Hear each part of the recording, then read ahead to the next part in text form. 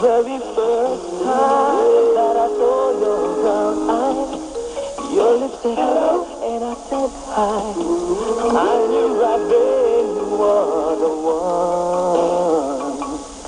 But I was caught up in physical attraction.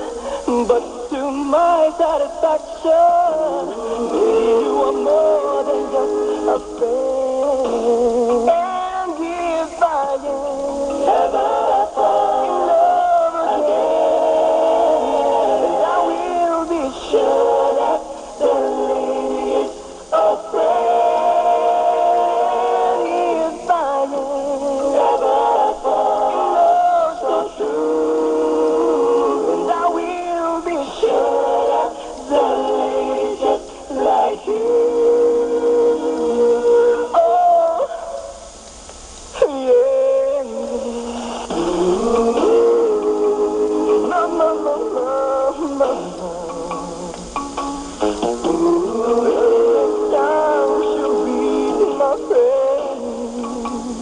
If I said that I could be a woman only, promise that you'll never leave me lonely. I just wanna be the one you need. Oh baby, I just wanna be the one to serve you. Sometimes I feel as if I don't deserve you. Cherish every moment that we share. And if I ever fall in love again, I will be sure that the lady is a friend. If I ever fall in love so true, I will be sure that the lady is just like you.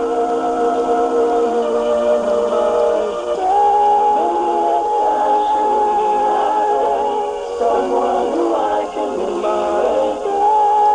Next time she'll be my friend. Maybe next time she'll be my friend. Someone who I can believe in. Maybe next time she'll be my friend. If I ever fall in love again, I will be sure that the lady is a friend. If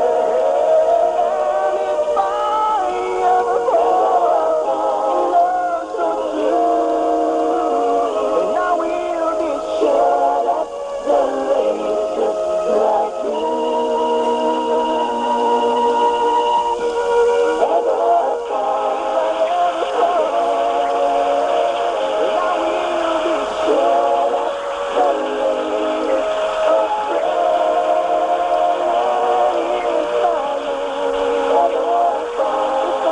lady is a friend. I will be sure that the lady is just like you.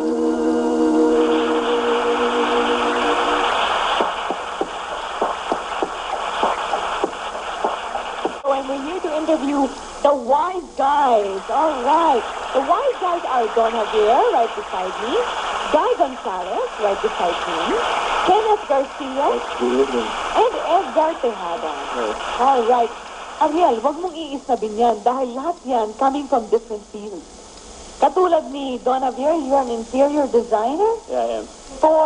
And you're a Fe Panilio Scholarship semi-finalist. Yeah. Am I right?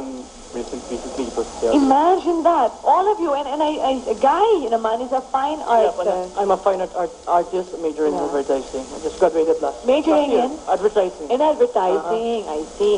And Kenneth is a mass comm student. Yes, EB Master. I mean, Angeles University.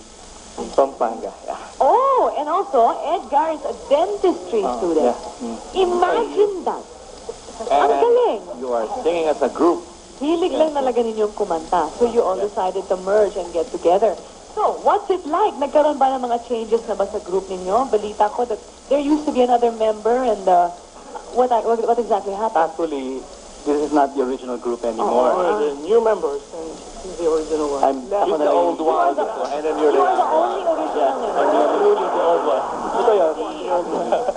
Ah, right. Okay. But kayo, syempre you all started off solo, hindi ba? Tapos, you would like we said earlier, parang tossed in a salad, all brought together, and you harmonized very, very well. Do you ever have plans of going solo in the future? I know it's taboo in a group, no? Maybe But in then, the future. Right Yeah. now, syempre, we're concentrated more You're in the group. concentrated, Concentrate kami sa group. okay. I wouldn't know. You wouldn't want to Talagang think wala about muna sa ever going having to solo. go solo. Yeah. Well, that's right. Anong concept nyo? Anong kunyari, i-compare nyo sarili nyo sa mga ibang mga grupo? You'll ask yourself, paano tayo darating ng iba? Anong attack natin? Anong attack nyo? Mas gwapo daw kami. Well, siguro sa mga songs siguro. Yung mga kinakanta namin. Oo. Basically, we sing 90s music. Yes. Mix na yun, hip-hop, rhythm and blues, pop, of course, pop songs. We're doing some revival songs. Also revival. May tanong ako sa inyo. Paano kasi lahat kayo more or less professional, di ba? Kaka-graduate mo lang and you are practicing. Gusto nyo ba kung may plano ba kayo na seryosohin ang pagkanta o talagang hobby nyo lang ito? Pan-chicks nyo lang? No, actually, me and Edgar both mainstay in dance and Thursday. Oo nga pala. Taga-dance sila. I see. Actually, we rehearse about siguro almost every day during the week. So how do you balance your singing and your other interests? Do you get to time management ba? Meron ba kayo nun? Actually, yun Meron. yung Kailangan ninyo nun, di ba? I see. Ito pa, meron lang naman kasing gustong magtanong.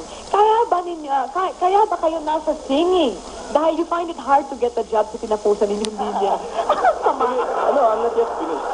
Ako rin, ako hindi pa. Nahihirapan kayo? Mahirap talaga. Ganun talaga, no? Pero maybe this is your destiny. Maybe this is fate. And you really have talent. That's why we're glad that you're all together. And more power to you. Good luck to you. Right, wise guys? All right, ladies and gentlemen, anytime now, universities will again spew and disgorge a melee of overqualified, undertrained new members of Philippines unemployed.